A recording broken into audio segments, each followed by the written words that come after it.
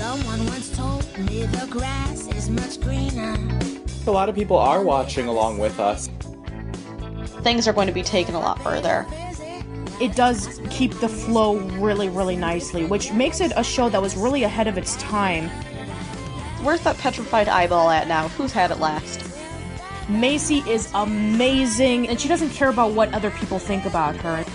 Don't you feel like maybe Dodie represents the instinctive, animal, ugly part of us? I might have just been having a bad day when I gave it the meh. At Camp Caprice, priest, we don't sing mooses, we sing these. Someone once told me the grass is much greener on the other side.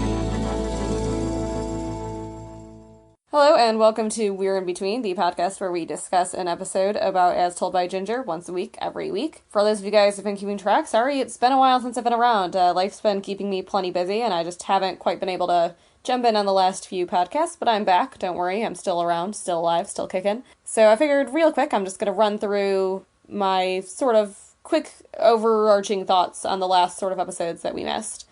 Lunatic Lake, I'm gonna start out and just say I'll give that one a yay. I thought it was a lot of fun. I thought that it had a lot of sort of interesting things and sort of into the insight of how we view other families versus our own, and I just thought it was really well done. April's Fools, I'm gonna go ahead and give a meh. It just didn't really do it for me. I don't know, it kind of, just the whole thing. Ginger's joke was pretty clearly not the best way to go. It sort of seemed out of character to me that she, decided that it'd be really funny to write a fake love letter. I don't know, the whole thing was just seemed a little out there to me, and I don't know, just didn't quite do it. And then the last one was Miss Foutley's Boys, which I enjoyed this one a lot. I'm gonna go with a yay on this one, and part of me felt uncomfortable watching it for quite a few moments in there. It's kind of hard to see that struggle of Ginger trying to decide whether or not to sort of break this up with her mom and sort of seeing that all go down. But overall, I thought, one, it has that continuity from, I forgot the guy's name. Buzz from TGIF. Yes. So that the continuity always well appreciated. And I just do think it's nice to sort of see Miss Foutley get to sort of, have a little bit of a love life. And I think we also got the very end there, she gets asked out by somebody who seems a little bit more worth her time, but I thought the setup into that was well done. So that pretty much wraps up all my feelings on that, and this week we will be discussing Love with a Proper Transfer Student. In this one, Dodie signs up for the school musical and hopes that she will get the lead part and be able to kiss the transfer student Joaquin. But Ginger secretly also has a crush on Joaquin, and there's a whole ordeal with that, and sort of, Dodie wanting her to set her up with Joaquin, and Ginger secretly being into him, and there's all that. And then we also have the side plot with Carl and Hoodsey concocting a love potion that they think Ginger drank and think that is the reason for this entire love triangle mess that it is. All right. Now, right before we discuss about this episode, you guys talked about this in a previous episode of the Friday Night Nicktoons Podcast, correct? That's right. We did it on our School Plays podcast on FNN. All right, so I guess we can get things started. So, the episode begins with Ginger, Dodie, and Macy at the cafeteria, sitting around and basically being completely bored that nothing interesting has happened, until Dodie sees that Joaquin, the new transfer student, is making his way into the lunch table, and Dodie starts having a huge crush on him, which is sort of unfamiliar to the huge crush that she had with Dustin in April's Fools, which the episode we talked about a few weeks ago. But this time she's really, really smitten on Joaquin, talking about like, oh, is his eyes this color or this color, or what kind of shirt does he wear, or what are his activities, what's his favorite color?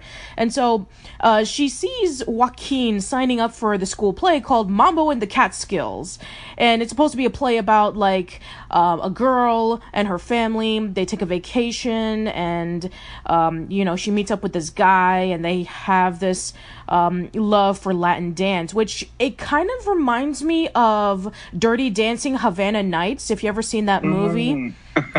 Yeah, that's the movie about where the girl and her family go over to Cuba around the 1960s for like a vacation, and then she meets up with the server boy, and he teaches her about dancing, and they start falling in love with one another. And this was like during the Cuban Revolution. It definitely kind of reminded me a little bit about that, but this episode came out 2 years before that movie, so yeah, it's kind of interesting. Yeah, I remember the first time we watched this, we didn't really know what the Catskills were, so we were kind of confused about that, but it's a mountain range in New York, right?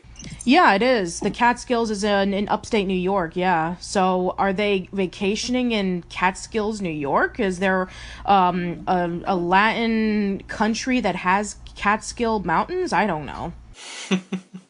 A lot of unanswered questions. This episode is very decidedly not about the musical within the show. Oh, no. It's not like previous episodes in which it does feature a musical, like you guys were talking about with, Hey Arnold, in which they had the Romeo and Juliet play, and then there was Jimmy Neutron, where they had there's always a kiss.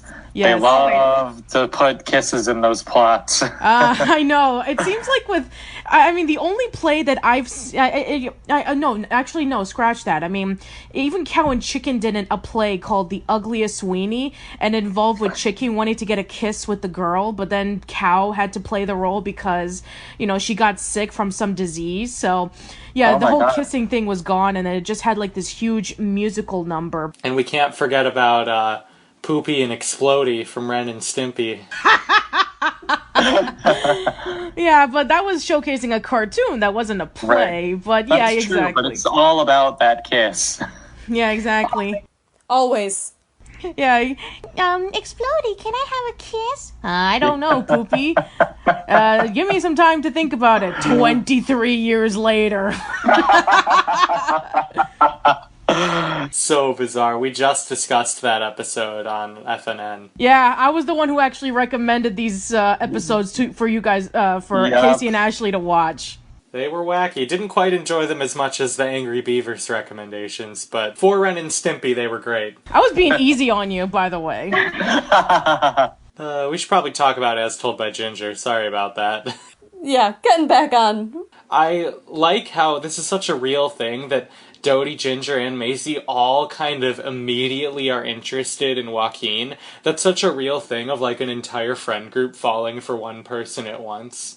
Well, especially with the transfer students. I feel like this was always a thing. Like, Casey, if you remember, there was students from Spain would come for, I don't remember, it wasn't the whole semester, I don't think. It was a while. They'd come for a few weeks at least. It was a while, but everyone was just obsessed with them.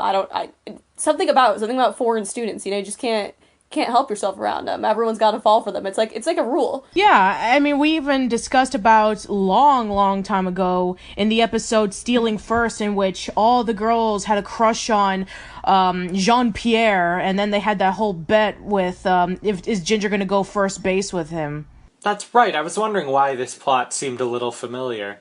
Yeah, but instead of a French foreign exchange student, now we have a Spanish foreign exchange student. Ah, totally different. Completely different plot. Not recycled whatsoever. All is well.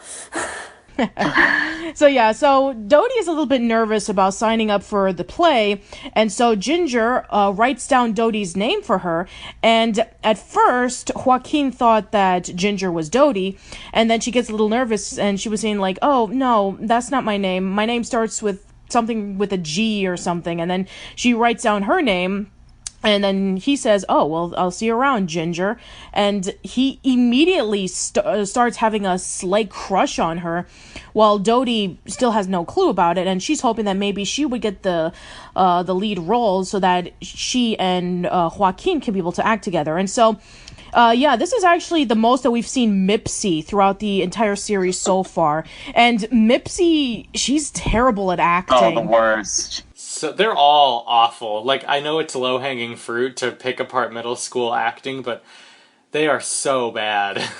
Ronnie! Yeah. I love you, Ronnie! I'm acting! But I will say, Macy as a stage manager is perfect. I love that she takes on that role. Yeah. And, of course, Chet being, like, the worst ever. Oh, my God. With totally, man. It's like, come on. Seriously. Yeah, he keeps adding words. So yeah, then so basically after Mipsy does the lead role, then we go to Dodie, who acts incredibly over the top, and she gets so close to Joaquin that he almost falls off the stage. And then Mazursky pairs Joaquin with Ginger, and it's a lot more natural, and so much so that Ginger has the lead role, and Ronnie has the lead role as well, and they're supposed to be the couple, and Dodie gets really upset, and Dodie locks herself in the bathroom, and Ginger calms her and makes a promise that she's going to hook her up with Joaquin, and hopefully that they'll be a thing together, which pretty much backfires in this episode. Dodie's obsession with Joaquin cracks me up. She's kind of doting on him, and she says, I just love the way his chest goes up and down when he inhales. And I forget if it's Macy and Ginger, but one of them says, Dodie, that's called breathing. Oh, yeah, she's got a lot of gold lines in this. She says something about, speaking of gold, at some point she's like, do you think that Joaquin's eyes are brown or brown with gold specks? Just like ridiculous tiny little things that she's obsessed with this entire episode. It's very Dodie, though, to be fair. Moving over to Carl and Hoodsey's plots. So it starts off with Carl and Hoodsey putting a little walkie-talkie right by their marshmallows, where they give the hot chocolate to the girls. And so they come up with an idea of creating a love potion that is so potent that they'll be able to become millionaires by selling it. Would you call it a love potent? Potion. Just an awful pun. Why are you like this, Casey? Why are you like this? I can't stop. You guys need to cut me off. I get carried away. Someday. Yeah, and also, he gives Lois the ingredients, and he's saying, like, oh, I want to be able to pursue in other things, and I'm thinking about cooking, which he already did. We already discussed about in the episode Fast Reputation, where he had the food cart. So I am kind of curious on why Lois is curious that Carl would want to do a cooking phase when he already had one. But here's the thing. You see, the ingredients that Carl picks up for the love potion, he wants to pick up things like oysters and chocolate and chili peppers and stuff like that, which it is true that does provide love, but not platonic love. More like arousing love, because those are aphrodisiacs. Yeah, it's a little uncomfortable, this whole side plot. But then again, Carl is a kid, and he probably thinks that all these ingredients produce platonic love. Yeah, his mind isn't in the gutter in this. I'm sure in a couple years it will be, but I don't think he's quite there yet. Yeah, exactly. So, yeah, he's not going to be creating an aphrodisiac potion for Joaquin and Ginger to be doing anything other than just going first base. So yeah, sorry about that, everybody. Anyways, so they have to improvise with the ingredients, because Lois can only grab so much. So instead of oysters, they use fish sticks. Instead of pumpkin pie, they use a pumpkin flavored chewing gum. And instead of the saliva of a Spanish fighting bull, they use the saliva of a bulldog. Which, it's kind of funny because Carl wanted to buy the saliva online, and I looked this up, and there is no such thing. I would assume not, right? Who would that be the consumer for? I mean, who needs such a thing in their lives? Other than Carl, of course, but, Well, and then at the end, we bring back that classic line/joke that comes back again and again. Carl says, I need to see a man about some saliva. So Carl decides to whip up the love potion, and he decides very smartly, when Hoodsey gave him the suggestion that they should dump all the drinks that Lois just recently picked up from the grocery store, so that Ginger can be able to have this as the only drink that she can be able to have. And Carl and Hoodsey assume that Ginger has already drank it. And so throughout the episode, we see that Ginger and Joaquin are starting to become a lot more closer towards one another, especially when they go over to the dressing room, and Ginger learns a little bit more about Joaquin and how they seem to have a lot of things in common. And then, of course, we get into the scene where they're at the gazebo and they both kissed. Yeah, and now the sort of main conflict of the episode is in full bloom. Ginger, fighting her own feelings because her friend has sort of claimed a boy. And I don't know, I don't think this episode paints Dodie in a favorable light. Yeah, which, I mean, she is only human at the end of the day, and I generally appreciate a show that doesn't have a perfect protagonist, right? So I think it's kind of plausible. I mean, usually when you get into these sorts of weird relationshipy feelingsy things, especially for the first time with your friends, things can get a little iffy. But yeah, no, she's definitely not 100% in the right either. Yeah, although it's kind of funny, and this was part of a spoiler question that Casey was not involved in, but I could say it. So, whenever Melissa had to, be with, whatever boyfriend that she was going to be having throughout the week, whether it be somebody like Sasha or Joaquin, she said that they were played by, actors who are much younger, and she felt really uncomfortable. And she thought it was pretty funny that when she was acting, it's like, oh, I love you or whatever, it turned out to be somebody who was like, she was like at the time like in her late 20s, early 30s, and they were like much younger, and she just found it to be kind of funny. The only exception would have to be, Jean-Pierre, because Jean-Pierre was voiced by Lorraine Newman, who voices Lois. So yeah, I just find it funny, like, now knowing that, in, like, the behind-the-scenes thing, that Melissa, would be, voicing Ginger, who's this preteen, and the other person who would be, like, the boyfriend of the week would be somebody a lot younger.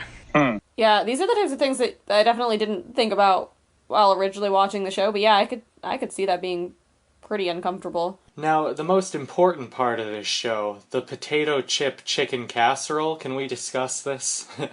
It sounds delicious, but I have never heard of it or had it. A quick Googling reveals this is a real thing.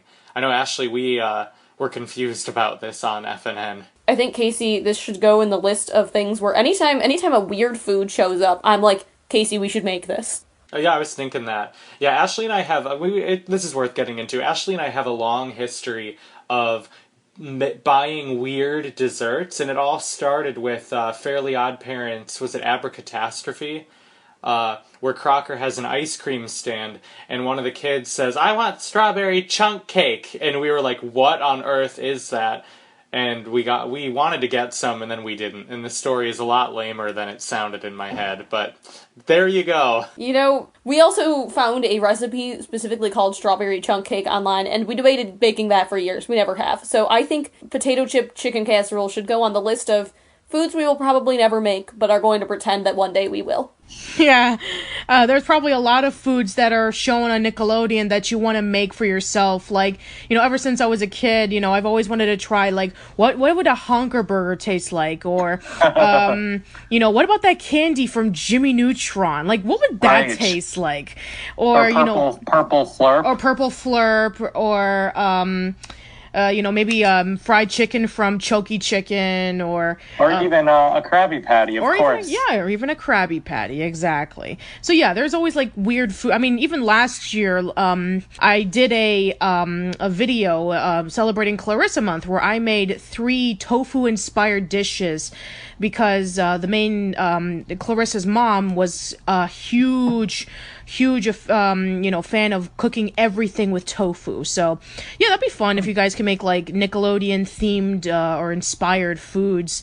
There's a lot of it in As Told by Ginger. There's the Sloppy Janes, there's the Pigs in a Blanket, there's the the food cart where they have like the fried bunions and the feet loaf and trash potatoes. So yeah, I mean, you could easily make like a Nickelodeon themed cookbook. For sure, or even a Nickelodeon food podcast. Wouldn't that be something? Specifically, we just try Carl's weird recipes, and we'd have, like, maybe 5% of the listeners we have now. Yeah. But anyway, in the episode, Trying to think of what other points I had before we start to wrap up the plot. I love Chet. I think he's so funny. I know you might not agree, Patricia. I think he's great. He is great, but I'm just talking about, like, with this role that he's playing, in which he's supposed to be, like, the dad, and he's supposed to be serious and saying, like, dear, we shouldn't let our daughter hang out with, line. Yeah, and, like, the teacher says, the words totally and man aren't in the script, and he says, it's like improvisation. Yeah, I mean, don't get me wrong, I do like Chet, but just not as an actor. Oh, if he were a real-life person, no, I would never have him play anything with lines, maybe one line tops. But, I mean, we also have to consider it's a middle school, right? The talent pool is limited. You gotta make some sacrifices. Oh, also, my hot take on Mipsy, I see her as, like, Diet Courtney, or, like, Courtney Light. Sort of, like, just little hints of that personality, but not as fully formed. Yeah, I can totally see that, absolutely. But yeah, don't worry, we will definitely know a little bit more about Mipsy later on throughout the series, and good. Yeah, good. It becomes pretty interesting. I'll just let you know about that. But yeah, so yeah, in this episode, yeah, we just see Mipsy as she's trying to be a good actress, but she's totally not, and she's fighting Mazorsky, trying to get Chet to act more appropriate for the role, but it's just not working. So yeah, so we have Ginger and Joaquin kissing, and Dodie is shocked by it, thinking that now Ginger and Joaquin are a thing, and so she is not talking to her whatsoever. And of course, Ginger is feeling really sad about that. She felt like she betrayed Dodie.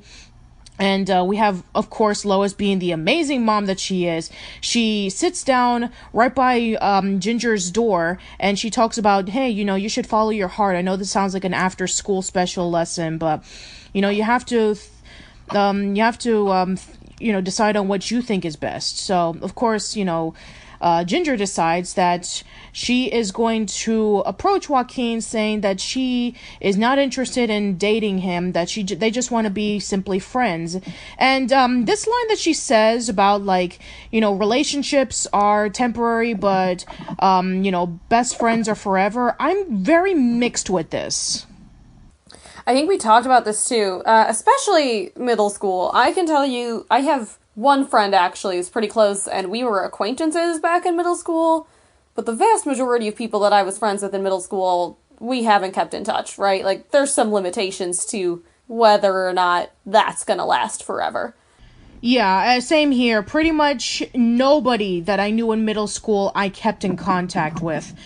I mean, with the exception of, like, in elementary school, the only person I've kept in touch with is Kevin, and I do have a handful of friends from high school and college, but middle school, no. I have not kept in touch with anybody, and, it's the same thing with friends. It's like, best friends are not forever. They can also break up or move on to other things. We even discussed about this in the episode Gym Class Confidential, in which Ginger is concerned about, whether Dodie and Macy are going to be moving on to different things when Macy is not wanting to watch the movie and wanting to grow up just like all the other girls. And we have Lois talking about, that she used to have this friend in college and they used to be really close, but now they just talk every once in a while. So yeah, I mean, I guess this is sort of like Ginger's decision on wanting to keep the friendship with Dodie, but I mean, and don't get me wrong, friendships can last forever, but yeah, I'm kind of mixed with what Ginger said. I mean,